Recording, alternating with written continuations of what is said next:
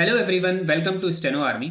आप लोगों का सीबीटी का आंसर की आ चुका है। सभी लोगों ने देख लिया होगा। अब आपको पता भी चल गया होगा कि आप ग्रेड सी के लिए हैं या ग्रेड डी के लिए हैं। वो आपको एक आइडिया लग गया होगा। अब आप लोगों के पास 3 महीने या 4 महीने है, कुछ ऐसा मान लो, आप 2 से 4 महीने कुछ हैं आप लोगों के पास। इसमें आपको स्किल टेस्ट की प्रिपरेशन करनी है। सभी लोग पूछ रहे थे कि प्रिपरेशन कैसे करें, प्रिपरेशन के अंदर अपनी स्पीड कैसे बढ़ाएं, एक्यूरेसी कैसे बढ़ाएं, ये सारी चीज़ें वो लोग पूछ रहे थे। तो इस वीडियो में मैं आपको बताने वाला हूँ कि आपको प्रिपरेशन कैसे करनी है, क्या चीज़ें जो है वो आपको जिन पर ध्यान देना चाहिए, किस चीज़ों पे आपको ध्यान नहीं देना चाहिए, और प्रिपरेशन आप कहाँ से करेंगे, ये सारी चीज़ें हम बात करेंगे। सबसे पहले आप लोगों को इस एग्जाम के लिए क्या चीज़ चाहिए। आपके पास स्किल टेस्ट है, स्किल टेस्ट में स्टेनो होता है। स्टेनो में क्या इंपॉर्टेंट है, सबसे दो चीज़ें ज़्यादा इंपॉर्टेंट रहती है, एक तो आपकी स्पीड, दूसरी आपकी एक्यूरेसी। ग्रेड डी वालों के लिए स्पीड मांगी गई है 80 और ग्रेड सी वालों के लिए 100। मैं ये नहीं मानता, मैं मानता हूं कि ग्रेड डी वालों के लिए 100 स्पीड मांगी गई है और ग्रेड सी वालों के लिए 120। इसका रीज़न ये है कि अगर आप 20 स्पीड अपनी ज़्यादा रखोगे 20 डब्ल्यूपीएम से, तो आप एग्ज़ाम में वो स्पीड पर इजीली एग्ज़ाम अटेम्प्ट कर पाओगे।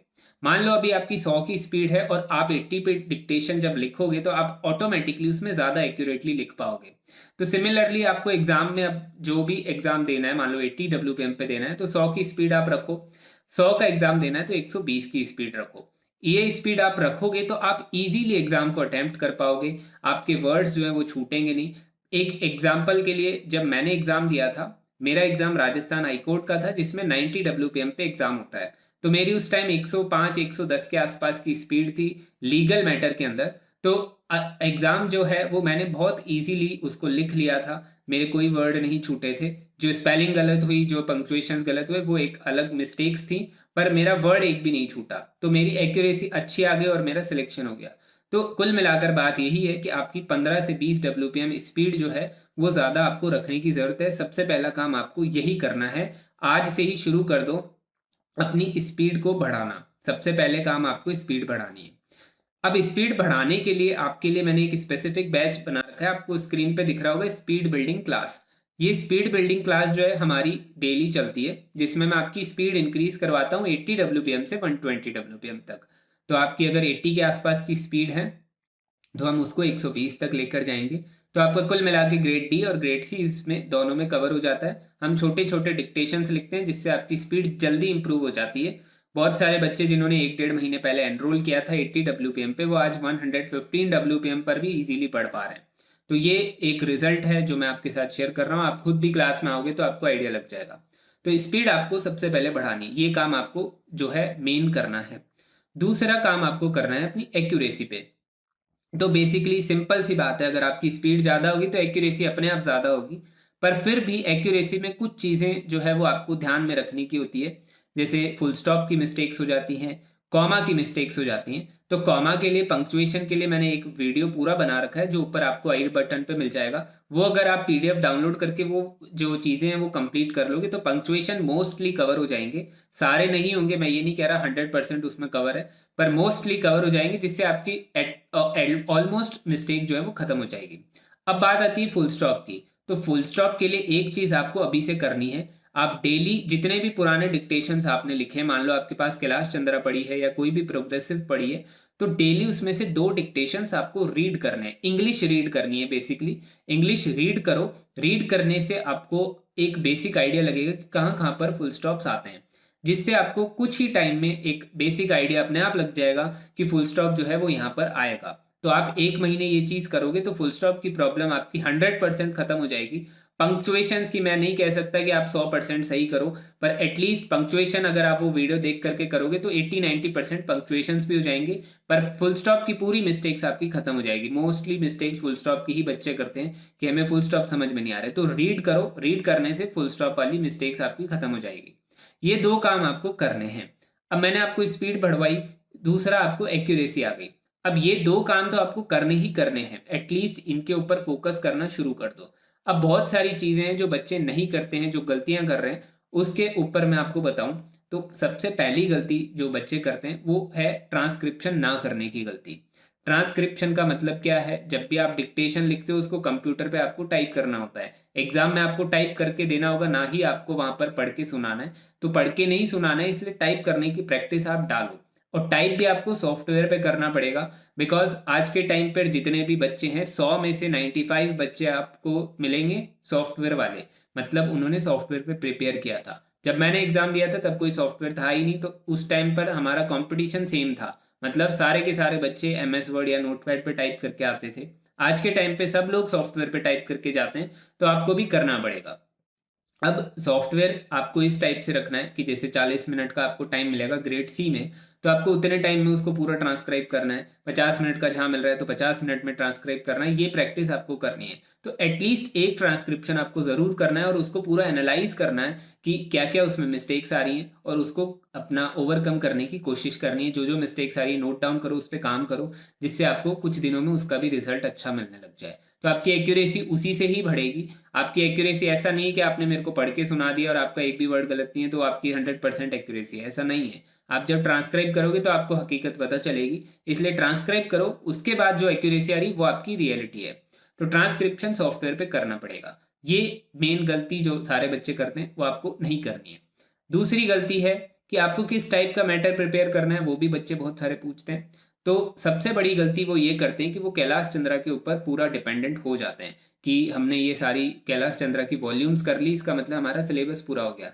पर आपने कभी नोटिस किया हो तो कैलाश चंद्रा कुछ सिमिलर वर्ड्स के अराउंड घूमती रहती है, जैसे I would like to thank you, vice president, honourable members, honourable ministers, vice president, madam speaker, ये सारे वर्ड्स के अराउंड घूमती रहती है। बाकी कुछ और डिफरेंट वर्ड्स उसमें आ जाते हैं, पर मोस्टली जो है वो इसी वर्ड्स के अराउंड घूमती है। तो आपको कैलाश चंद्रा एक ही एक चीज़ के आसपास घुमाती रहती है, पर आपको लग रहा होता है कि आपने बहुत सारी प्रिपरेशन कर ली है, आपने कैलाश चंद्रा के 100 डिक्टेशंस 200 डिक्टेशंस लिख लिए तो आपकी प्रिपरेशन हो गई है। पर ऐसा नहीं है। डेली आप सिमिलर चीज़ ही लिख रहे हो, आप एक्स्ट्रा कुछ लिख नहीं रहे हो, आपका फिर कॉन्फिडेंस खत्म हो जाता है। अभी बहुत सारे बच्चे ऐसे होंगे जो कैलाश चंद्रा की प्रैक्टिस करते हैं, उनको अगर मैं बोलूं कि ये ऐसे मैं आपको लिखवा रहा हूँ तो वो लिखेंगे ही नहीं। वो सोचेंगे कि ये मैटर तो एग्जाम में आता नहीं है या फिर ये हमसे लिखा नहीं जाएगा। तो यही गलती है जो सब लोग कर रहे हैं, वो आपको नहीं करनी है। कैलाश चंद्र आपने इतनी ज़्यादा लिख ली है कि आप उससे बाहर निकल ही नहीं पा रहे हो, तो ये एक बहुत बड़ी गलती है जो आपको नहीं करनी है। एग्ज़ाम का लेवल आजकल बहुत बढ़ गया है। आज से 10 साल पहले ज़रूर था कि सिर्फ कैलाश चंद्र टाइप का ही मैटर आता था, पर आज की डेट में कोई गारंटी नहीं है, कोई श्योरिटी नहीं है। आप खुद देख रहे हो CBT का लेवल बढ़ता जा रहा है, आपका कट ऑफ जो है वो ज़्यादा होती जा रही है। पहले तो 100 मार्क्स पे ही आपका सिलेक्शन हो रहा था, आज 150 पर भी आपको ग्रेड D टारगेट कर रहे हो, ऐसा हो रहा है। इसीलिए आपको अपनी प्रिपरेशन इंप्रूव करने की ज़रूरत है। 3 टाइप के मैटर्स होते हैं बेसिकली। सबसे पहला आपका डिबेट मैटर्स, जो आपके कैलाश चंद्रा में होता है, जो आपको बहुत अच्छे से आता होगा।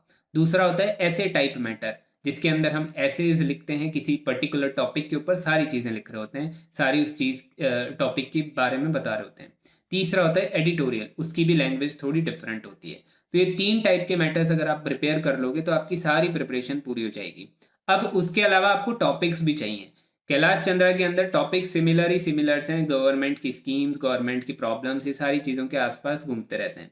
मैंने आपको एक स्क्रीन पर दिख रहा होगा, मैंने सिलेबस शेयर किया था एक दो वीडियोस पहले, आप देखोगे वो सिलेबस पूरा आपको करना है। वो सिलेबस में 450 टॉपिक्स हैं, अगर वो सारे कर लोगे तो आपका सिलेबस पूरा हो जाएगा स्किल टेस्ट का, और ये पूरा हो गया तो आपकी इस सिलेबस के बाहर एक भी वर्ड नहीं जाएगा। इस सिलेबस में हम पार्लियामेंट्री डिबेट टाइप मैटर भी लिखेंगे, इस सिलेबस के अंदर हम ऐसे भी लिखेंगे और एडिटोरियल भी लिखेंगे। तो मैटर के टाइप भी कवर हो रहे हैं और मैटर के टॉपिक्स भी कवर हो रहे हैं, जिससे आपकी सारी प्रिपरेशन जो है वो कंप्लीट हो जाती है।